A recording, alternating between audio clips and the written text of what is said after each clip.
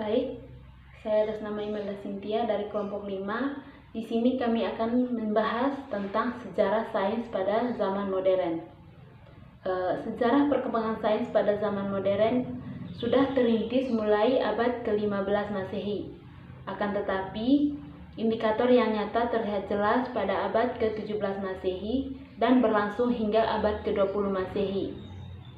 Adanya penemuan-penemuan dalam bidang ilmiah dan berkembangnya ilmu pengetahuan di Eropa dengan pesat yang ada hubungannya antara kerajaan Islam di semenanjung Liberia dengan negara Prancis, terjadinya perang salib pada tahun 1100 sampai 1300, dan jatuhnya Istanbul ke tangan Turki pada tahun 1453. Yang pertama saya akan membahas tentang Isaac Newton. Isaac Newton lahir di Britania Raya. Newton merupakan seorang fisikawan, matematikawan, ahli astronomi, filsuf alam, alkimiawan, dan teolog.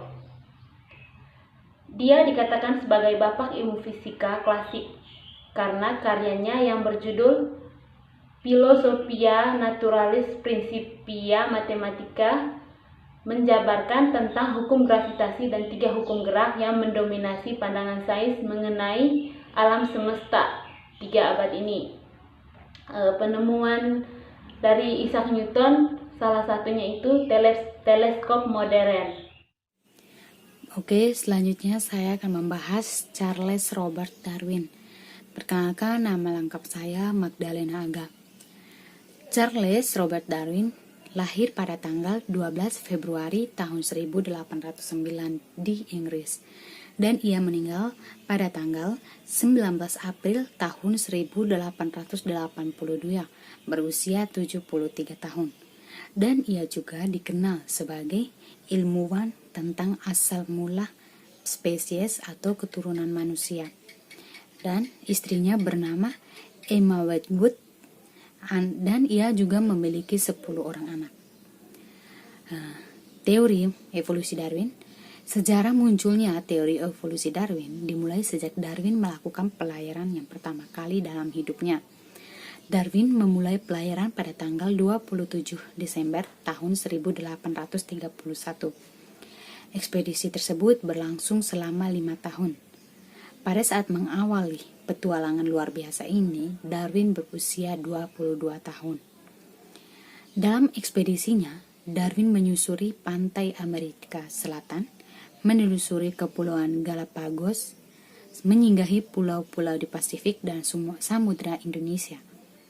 Selama melakukan pelayaran, Darwin banyak menemukan keajaiban alam dan menuliskannya dalam buku catatan.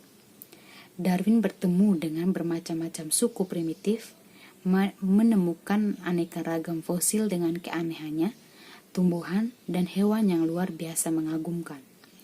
Pada tahun 1836, Darwin kembali ke negaranya. Sejak itu, Darwin mulai sibuk dengan mengerjakan bahan yang diperolehnya selama pelayaran tersebut. Akan tetapi, dengan pertimbangan kehati-hatian, maka Darwin belum berani untuk mempublikasikan hasil penemuannya ini. 20 tahun kemudian, barulah Darwin mempublikasikan serangkaian buku-bukunya yang menjadikan perdebatan tiada henti sampai dengan sekarang. Pendapat Darwin tentang evolusi memang unik dan menarik. Salah satu pendapat Darwin yang sangat kontroversial sampai sekarang adalah tentang manusia berasal dari monyet. Berdasarkan hasil penelitiannya, hewan dan tumbuhan mengalami perubahan terus-menerus hingga mencapai penampilannya yang sekarang. Keadaan ini terjadi dalam rangka penyesuaian diri dengan alam untuk mempertahankan hidupnya. Inilah yang disebut dengan teori evolusi atau teori asal-usul.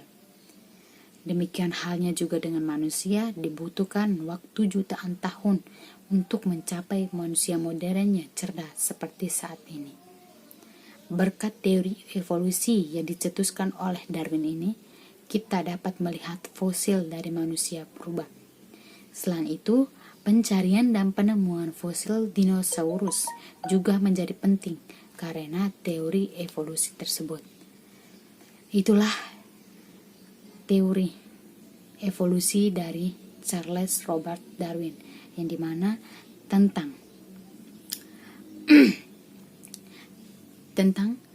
manusia berasal dari monyet. Sekian dari saya. Terima kasih. Oke, baik, terima kasih. Di sini saya akan melanjutkan materi dari Saudara Lina Aga. Di sini saya akan menjelaskan biografinya Louis Pasteur. Louis Pasteur, ia lahir di Dolen, Prancis pada tanggal 27 Desember 1822. Ia meninggal di Marmes, Kuwait pada tanggal 28 September 1895 pada umurnya 72 tahun. Louis Pasteur adalah ilmuwan kelahiran Prancis. Sebagai ilmuwan, ia berhasil menemukan cara mencegah pembusukan makanan hingga beberapa waktu lamanya dengan proses pemanasan yang biasa disebut pasteurisasi. Louis Pasteur mulai karirnya sebagai ahli fisika di sebuah sekolah lanjutan atas. Pada usia 26 tahun, ia sudah menjadi profesor di Universitas Strasbourg. Kemudian ia pindah ke Universitas Lille dan di sana pada tahun 1856 ia melakukan penemuan yang berarti sangat besar bagi bidang kedokteran. Penemuan awalnya adalah pasteurisasi, yaitu mematikan bakteri. Pasteur, ilmuwan pendukung teori biogenesis, terkenal dengan teori omne ovum ex vivo, omne vivum ex ovo. Pasteur juga membuat obat untuk mencegah penyakit antraksi dan suntikan melawan penyakit anjing gila rabies. Pada waktu itu, orang yang digigit oleh anjing gila akan menderita penyakit yang disebut hidrofobia. Suntikan rabies Pasteur tidak hanya mencegah tetapi juga mengobati penyakit tersebut. Pada hari ulang tahunnya yang ke-70, para dokter dan ilmuwan dari seluruh dunia berkunjung ke Paris untuk menghormatinya. Sejak tahun 1888, karya Pasteur dilanjutkan di Institut Pasteur di Paris. Kini institut itu mempunyai cabang di 60 negara. Makamnya terdapat di bawah institut tersebut. Jenazahnya dimasukkan ke dalam peti mati tersebut dari marmer dan granit. Assalamualaikum warahmatullahi wabarakatuh. Saya dengan Sakinatur Rahmah, saya dari kelompok 4. Di sini saya akan menjelaskan hasil materi kelompok kami. Langsung saja. Nikola Tesla 1856 sampai 1943. Yang pertama di sini ada radio. Tesla adalah orang yang pertama kali menemukan radio. Yang kedua remote control. Tahun 1898, Tesla membuat orang-orang kagum atas penemuannya yang mampu menggerakkan kapal dalam sebuah akuarium besar dengan pemikirannya. Yang ketiga ada motor listrik. Suatu temuan penting yakinnya motor listrik caranya dialah dengan memusatkan kekuatan berputar pada medan magnet. Yang keempat transfer energi nirkabel jarak jauh. Energi matahari berkomunikasi secara global listrik, wireless, dan sebagainya melalui tower. Yang kelima, pesawat tak bersayap. Nah, di sini ada penerapan energi nirkabel dapat membantu sistem transportasi. Pesawat tanpa sayap dapat membawa penumpang dari New York ke London tanpa awak dan sampai dalam waktu 3 jam. Ide Tesla tersebut akhirnya kita lihat dalam bentuk yang rudal. Terima kasih, itu saja dari saya.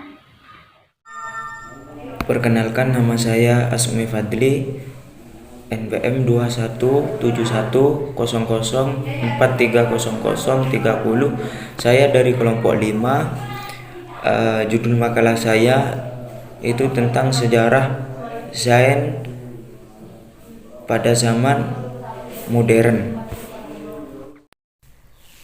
Jadi saya di sini akan menceritakan tentang Albert Einstein, di mana dia itu dikenal sebagai pemikiran yang revolusioner dengan salah satu teori yang terkenal adalah teori relativitas. Jadi teori tersebut bisa dipahami secara sederhana meski sejatinya sangat rumit dan bikin mumet. Jadi pemahaman pertama itu bahwa tidak ada kerangka acuan mutlak setiap saat ketika kita mengukur kecepatan, momentum atau pengalaman terhadap waktu sebuah objek itu selalu dalam kaitannya dengan sesuatu yang lain. Jadi kedua, cepat rambat cahaya di dalam ruang hampa ke segala arah adalah sama untuk semua pengamat, tidak tergantung pada gerak sumber cahaya maupun pengamat. Yang ketiga, bahwa tak ada yang melampaui kecepatan cahaya.